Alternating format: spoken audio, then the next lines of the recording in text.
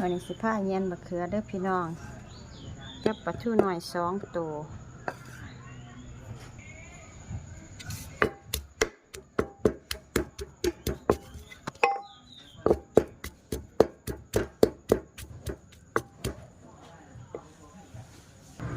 ขั้นตอนที่2เอาเนื้อปลาทูลง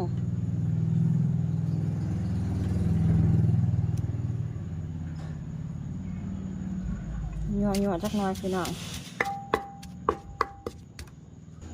หลังจากตำปลาทูแล้วโอ้ขวมค่อยสิเอาบักเขือลงด้วยนี่บักเขือต้มสุก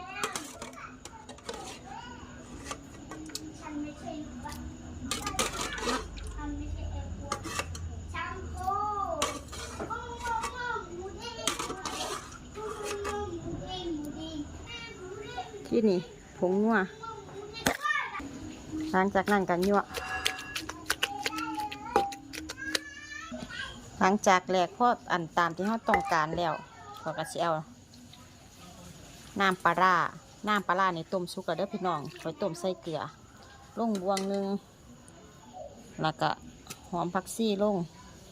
ข่อยสิบ่เฮ็ดเผ็ดเด้อยายกินน้ำบ่ได้ข่อยสิแกมบักพริกเอาหลังจากนั้นก็ยั่ว